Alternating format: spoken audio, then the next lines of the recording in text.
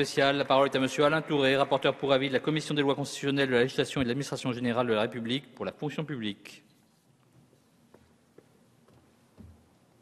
Monsieur le Président, Madame la Ministre, Monsieur le Ministre, les crédits, soit 200,85 millions d'euros en autorisations d'engagement, 206,290 millions d'euros en crédits de paiement pour la formation des fonctionnaires et l'action sociale interministérielle, correspondent aux priorités définies par les pouvoirs publics. Ils participent d'une politique de gestion active de la fonction publique dans un contexte budgétaire difficile, pour ne pas dire contraint. La politique conduite au sein des trois fonctions publiques ne saurait pourtant se résoudre à ces simples considérations strictement financières. Et je tiens à souligner la nécessité de poursuivre, Madame la Ministre, si vous m'écoutiez, la nécessité de poursuivre la démarche de dialogue nouée entre le gouvernement et les partenaires sociaux dans le cadre de l'agenda social. Au cours des auditions, Madame la Ministre, je vous faisais un compliment, mais comme vous ne souhaitez pas l'entendre, au cours des auditions que j'ai réalisées dans le cadre de l'élaboration de l'avis de la Commission des lois, les représentants des organisations syndicales se sont félicités de la reprise d'un véritable dialogue social au sein des trois fonctions publiques. Ils l'ont tous dit, et je l'ai acté, Monsieur Sauvadet. Vous devez être bien malheureux, effectivement.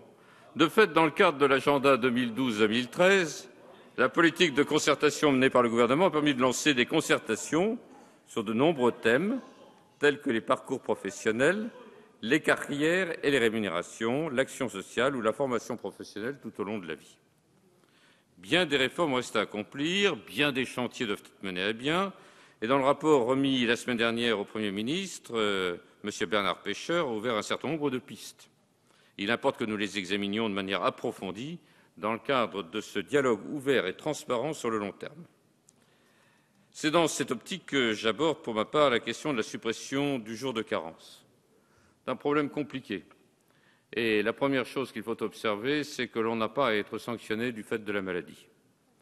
Mais je partage la préoccupation exprimée par les auteurs de plusieurs amendements en ce qui concerne l'existence de situations parfois propices à l'absentéisme au sein des trois fonctions publiques.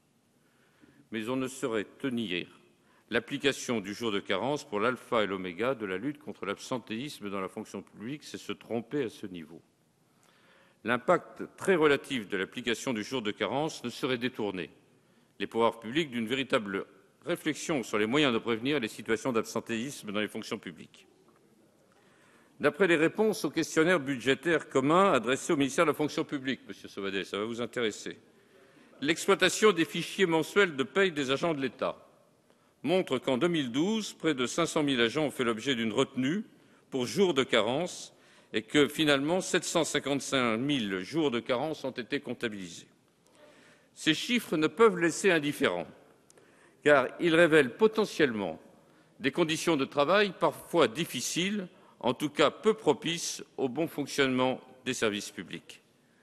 Quant à la comparaison avec le privé, rappelons que les conventions collectives assurent la prise en charge de la journée de carence dans de très nombreuses conventions collectives, bien évidemment. Dans ces conditions, je pense qu'il ne serait pas hors de propos de réaliser, Madame la Ministre, un travail d'évaluation sur le moyen terme de l'application du dispositif alternatif porté par l'article 37 du projet de loi de finances pour 2014. L'intérêt d'une telle évaluation doit nous conduire à prendre toutes les mesures nécessaires pour que la fonction publique garantisse l'efficacité des administrations et des services publics. Dès lors, la problématique de la lutte contre les discriminations se révèle d'autant plus essentielle qu'elle met en lumière des défis qu'à l'instar de la société française, la fonction publique doit relever, qu'il s'agisse du renouvellement des rapports et conditions de travail, de l'égalité professionnelle entre les sexes, de l'intégration et de la diversité. J'ai entendu, Madame la Ministre, tout un certain nombre des réponses que vous avez faites à mes propositions et j'en suis satisfait.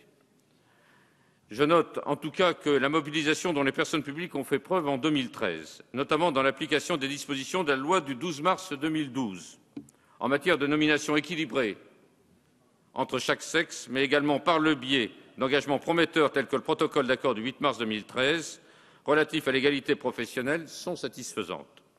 Néanmoins, Il me semble que nous pourrions amplifier cet effort et franchir de nouveaux caps en envisageant la mise en place de nouveaux instruments et de nouvelles politiques. J'ai évoqué ces instruments. D'abord, un observatoire des discriminations dans la fonction publique.